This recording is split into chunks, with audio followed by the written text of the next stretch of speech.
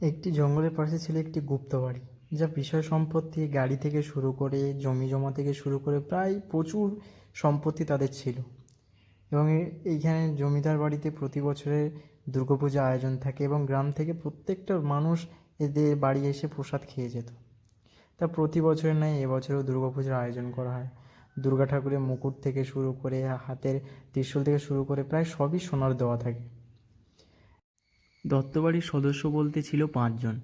গিন্নিমা, বড় ছেলে, বড় বৌমা, ছোট ছেলে, ছোট বৌমা। তার বড় ছেলের নাম ছিল কমলেশ এবং তার স্ত্রীর নাম ছিল বৈশাখী। এই বৈশাখী সংসারটাকে প্রচুর ভালোবাসতো এবং সব কিছু কাজে এই বৈশাখীকে দেখা যেত। প্রত্যেকটা ঘর মোছামুছি থেকে রান্নাঘরে কাজ করা থেকে তার বড় বৌমাই করত। আর এদিকে গিন্নিমার ছোট ছেলের নাম ছিল রাজু এবং তার স্ত্রীর নাম ছিল কমলা। এরা দুজনই সবসময় ফোন দিয়ে আটতো যে কিভাবে এই গুপ্তবাড়ির সম্পত্তি হাতানো যায়। সোনা দায়না থেকে শুরু করে জমির দলিল সব চুরি করার ফোন দিয়ে এরা আঁটতো। এরা ছিল খুবই লোভী এবং সংসারটায় কোনদিন ভালো চোখে এরা দেখেনি। এরা এর আগেও ফোন দিয়ে এঁটেছিল, কিন্তু এই গুপ্তবাড়ির বড় বৌমার জন্য সেটা সফল হয়নি। সেটা তাতে ব্যর্থ হয়, যার জন্য বড় বৌমার উপর এদের রাগ থাকে। গিন্নিমার ঘরের টেবিলের ভিতরে একটি ব্যাগে পুরো সম্পত্তির সব জিনিসপত্র ওই ব্যাগেই থাকতো। পুজো চলে আসায় গিন্নিমা তার দুই ছেলেকে পুজোর পুরো দায়িত্বটা দিয়ে দেয়।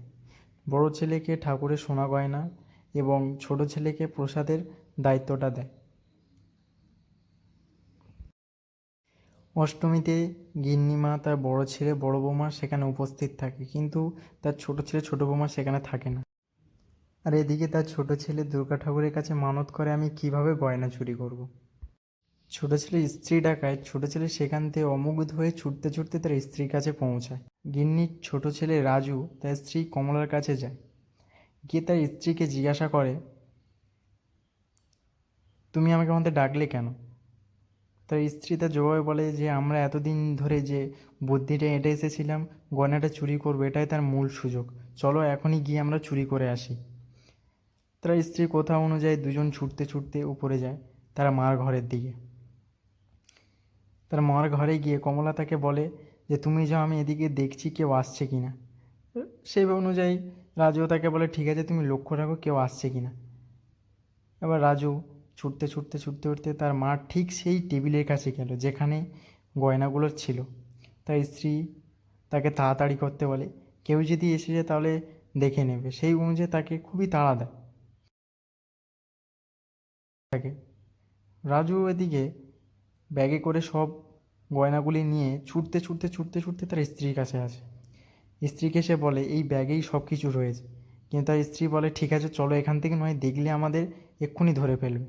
তা ছুটতে ছুটতে ঘরে আসে, তার স্ত্রী লক্ষ্য রাখে কেউ তাদের ঘরের দিকে আসছে কি। রাজু ছুটতে ছুটতে যায়, গিয়ে তাদের ঘরের ঠিক আলমারিতে রেখে দেয়। এদিকে কমলা ভাবছে যদি কেউ এসে আমাদের ঘরের চেক করে তখন তো পেয়ে যাবে। কমলা রাজুকে বলে যে তুমি ব্যাগটা এক্ষুনি নিয়ে এসো, নয়তো কেউ যদি আমাদের ঘরে এসে দেখে যে আমাদের এইখানে আছে তখন তো আমাদের এখানে ধরে ফেলবে। রাজু সেই অনুযায়ী ছুটতে ছুটতে আবার ব্যাগটা আনতে যায়।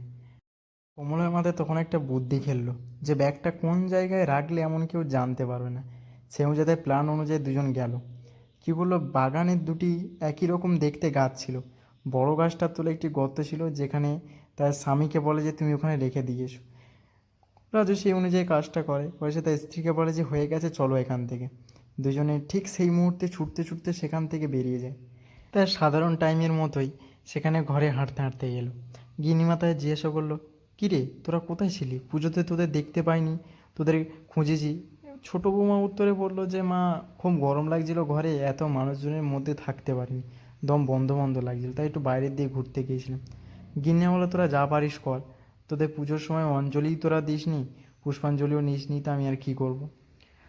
সেই বলে গিন্নিমার ঘরের দিকে হাঁটতে হাঁটতে চলে যায়। তিনি তার ঘরে এসে বিশ্রাম নেওয়ার জন্য তিনি তার খাটের উপর এসে বসেন। সবাই নিচে বসে যে যার মতো গল্পগুজব করছিল, বড় ছেলে ফোনে ব্যস্ত ছিল। তার পুজোর গয়নাগাটিতে ঠিকভাবে যেন বডিগার্ড রাখা থাকে। হঠাৎ তার মা চেঁচামেচি শুনতে পেল। এবার এদিকে ছোটো ছেলে ভয়ে ফোনে নাটক করতে লাগলো। সেখানে সবাই গেল, গিয়ে জানতে পারলো যে গয়না চুরি হয়ে গেছে। তার বড় ছেলে সেই সময় তার এক বন্ধু ছিল গোয়েন্দা রাকেশ, তাকে সে ফোন করলো, ফোন করে তার ঘরে আসতে বললো। সবাই নিচে বসে তার জন্য অপেক্ষা করছিল এবং রাকেশ সেই সময় চলে আসে। এসে রাকেশ তাকে জিজ্ঞাসা করে, কী রে আমাকে হঠাৎ ফোন করে ডাকলি, কোনো সমস্যায় পড়েছিস নাকি?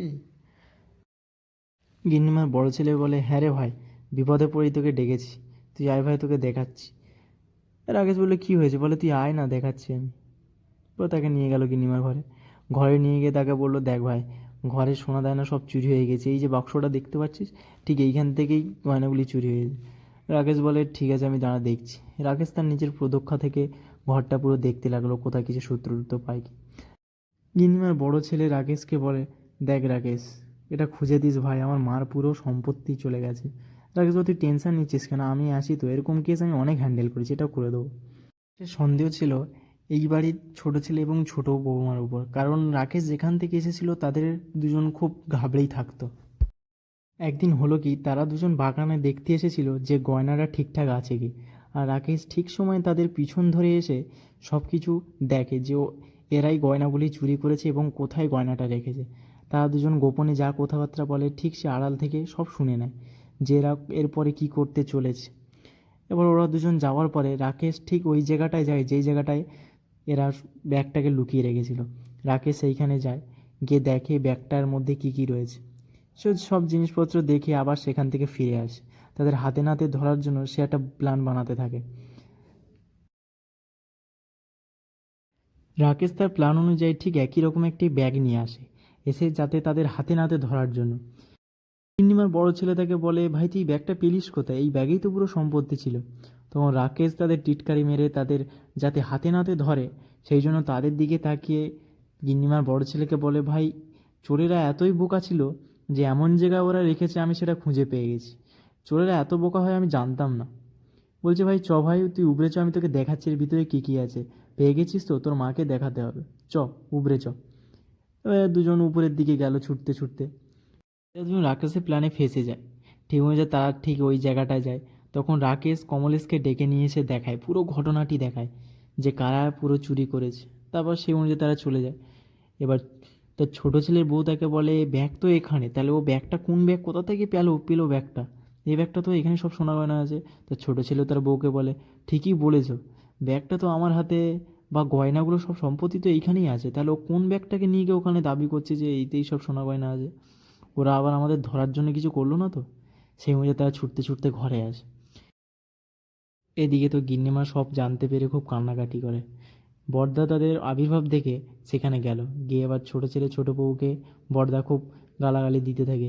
তাদের বলে যে, তোরা এই কাজটা করবে আমিও ভাবতে পারিনি, মা দেখ তোদের জন্য কি কাঁদছে দেখ, আর তোরা সত্যি, তোকে মা ছোটো থেকে বড় করলো, তুই এরকম করবি আমি ভাবতেই পারিনি, তোর বউয়ের সাথে পড়ে তুই এই সব চুরি করে আমি ভাবতেই পারিনি। তাও তোদের নিস্তার নেই, আমি পুলিশকে ফোন করে দিয়েছি, পুলিশ এসে তোদের ধরে নিয়ে যাবে, তোরা কি করিস এবার দেখবো আমি।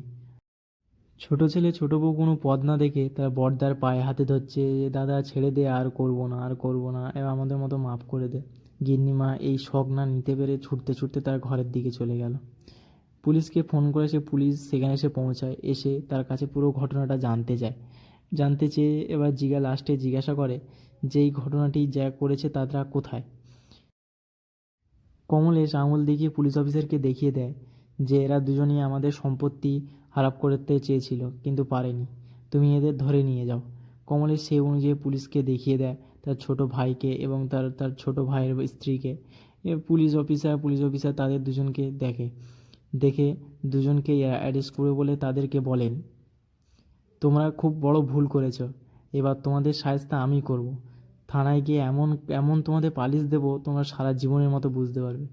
পুলিশ তার ছোট ভাইকে এবং বৌমাকে নিয়ে চলে যায়। ব্যাগ হাতে বড় ছেলে এসে আবির্ভাব হলো তার মার ঘরে।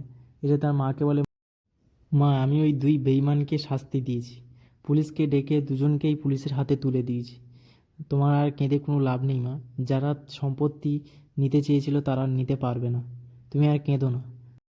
রাকেশ হাঁটতে হাঁটতে কমলেশের কাছে আসে এবং কমলেশকে বলে, ভাই তুই পুলিশের হাতে দুজনকে তুলে দিয়ে ভালো করেছিস, দুজনে এবার শাস্তি পাক, যে নিজের ঘরের সাথে বেইমান করলে কি হয়।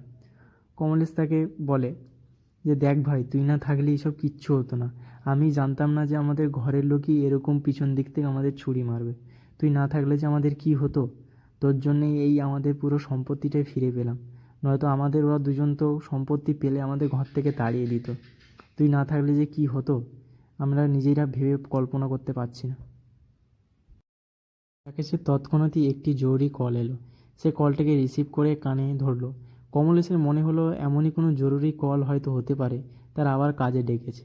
সেই জন্য সে গুরুত্বপূর্ণভাবে ফোনের সাথে কথা বলছিল। সে কথা বলা হয়ে গেলে সে তাকে বিদায় জানিয়ে চলে যায়।